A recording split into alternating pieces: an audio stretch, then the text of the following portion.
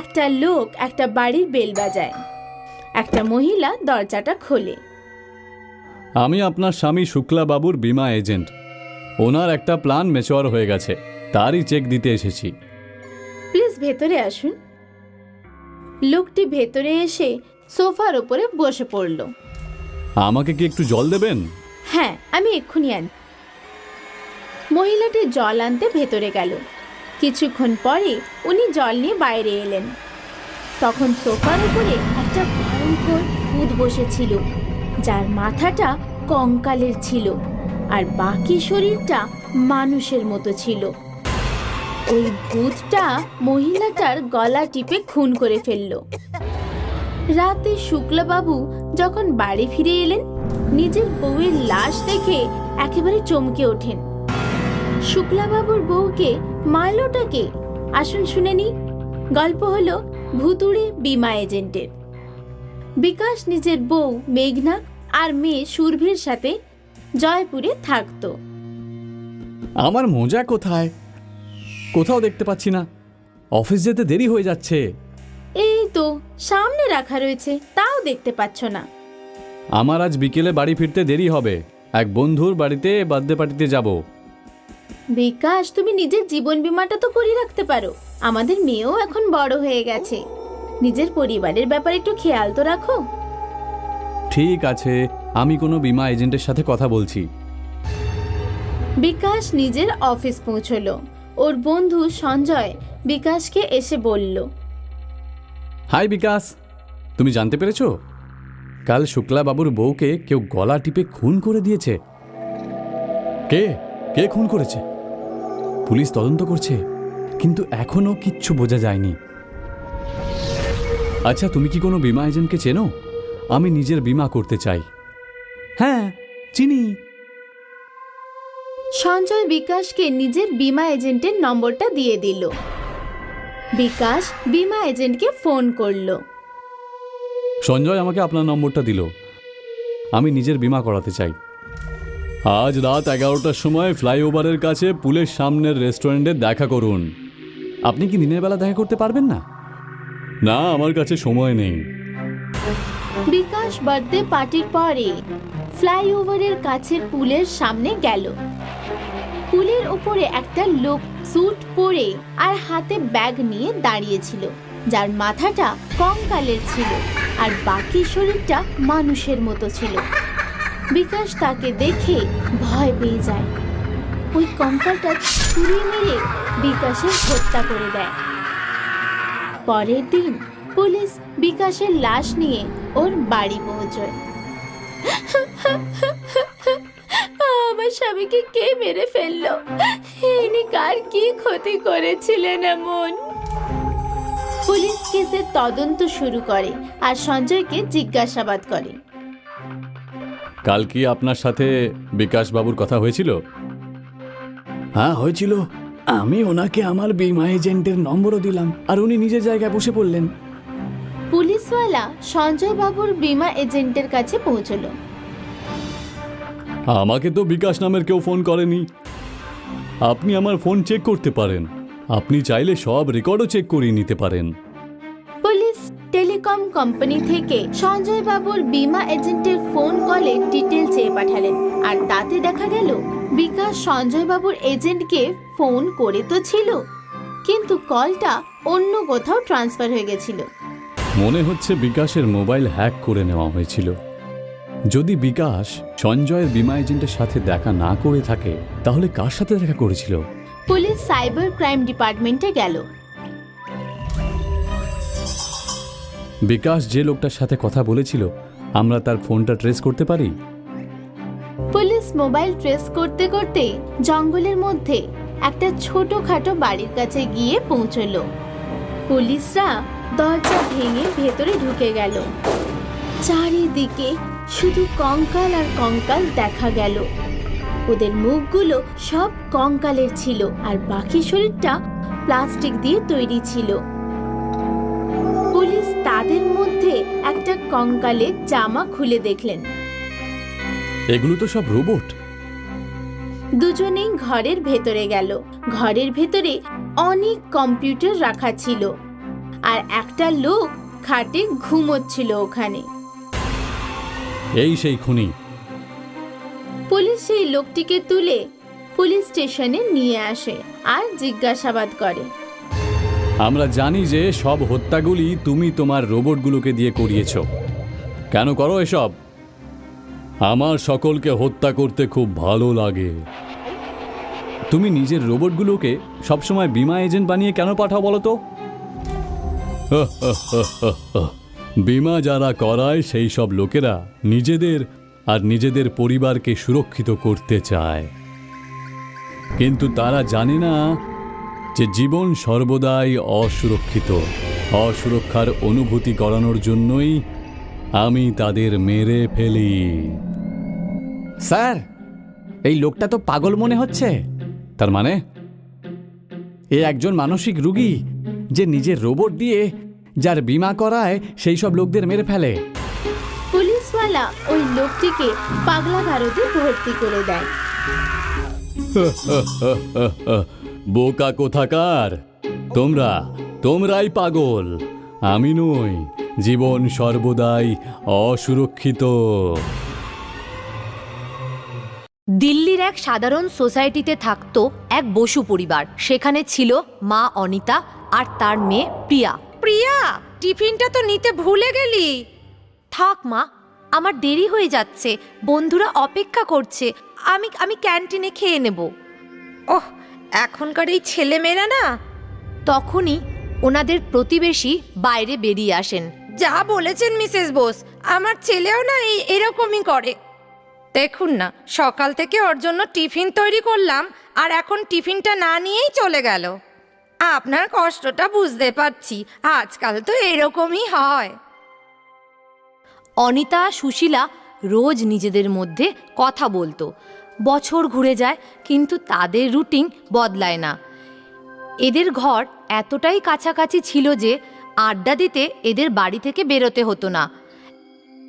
একদিন রাতে সেই সোসাইটিতে একটা চোর এলো। সে দেখলো সব বাড়ির কোনো না কোনো লাইট জ্বলছে। এই রে, বিল্ডিং এ সব লোক জেগে আছে, আমার পরে আসাই উচিত হবে। কিন্তু হঠাৎ তার নজর অনিতার ঘরের ওপর পড়ল। ওই ঘরে মনে হচ্ছে কেউ নেই, এর থেকে ভালো সুযোগ আর আসবে না। চোরটা পাইপ বেয়ে ওপরে উঠতে লাগলো। ওপরে উঠে একটা তারের সাহায্যে সে জানালার হুড়কো খুলে দিল।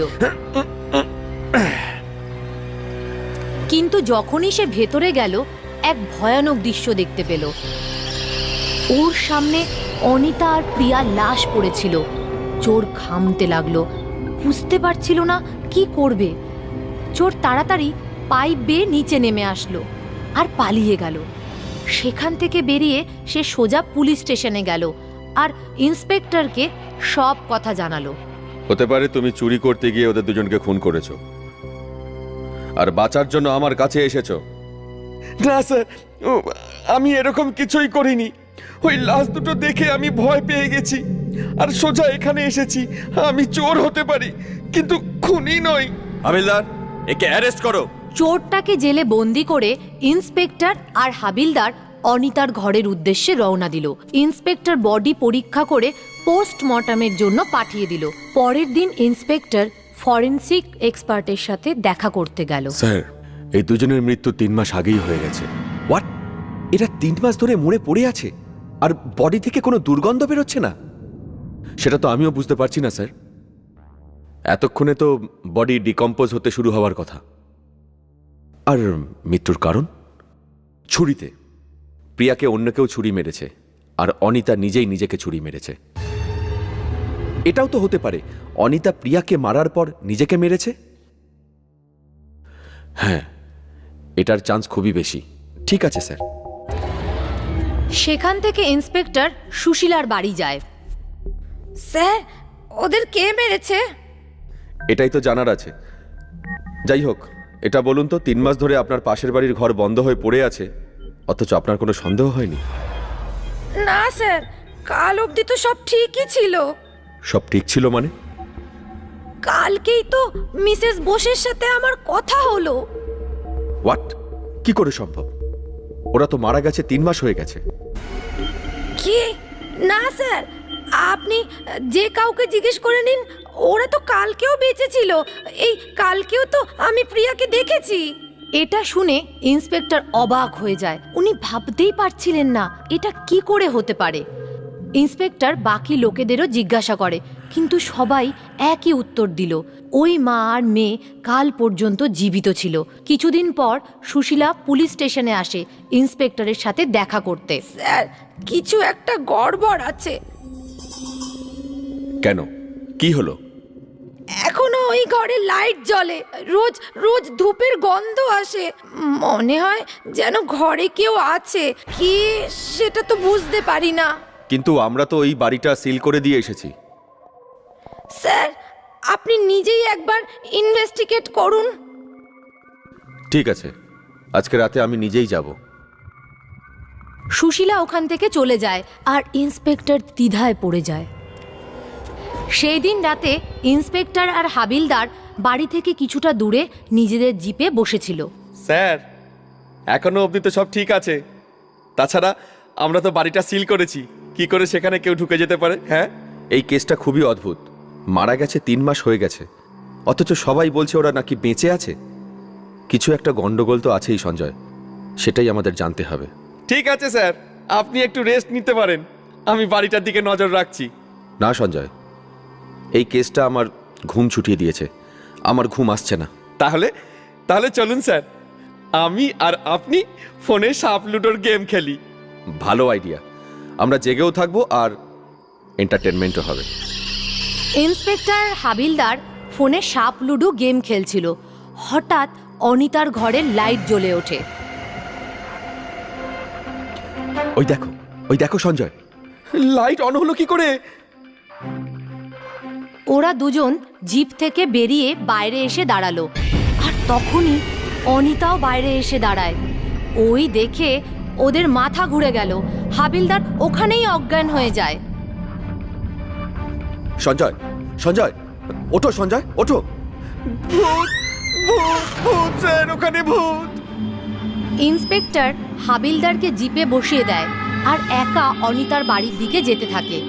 ইন্সপেক্টর গেটের তালা খুলে ভেতরে গেল। ভেতরে যেতেই জোরে জোরে ঝগড়ার আওয়াজ শুনতে পেল। আমি বলছি প্রিয়া, ওই ছেলেটা তোমার জন্য ঠিক না। মা, আমি ওকে ভালোবাসি, ওকেই বিয়ে করব। এই দিন দেখার জন্য তোকে আমি মানুষ করেছি। আমি জানি না। ওই ছেলেটা 3 বার বিয়ে হয়েছে আর 3 বার ডিভোর্স। কোনো মেয়ে ওকে বোঝেনি তাই। আর মা, আমরা একে অপরের পরিপূরক। ও তোর সাথে তাই করবে যাও আগের বউদের সাথে করেছে। মা, তুমি ওকে ভালো করে জানো না তাই। যাই হোক, আমি ওর বাচ্চার মা হতে চলেছি। হে ভগবান, এ তুমি কি করলে? সবার কাছে এবার আমি মুখ দেখাবো কি করে? সমাজ সমাজ আমাকে কি বলবে? বাপ মরা মেয়েকে আমি শিক্ষা দিতে পারিনি। মা, তুমি এখনো সমাজের কথা ভাবছো, আমার না।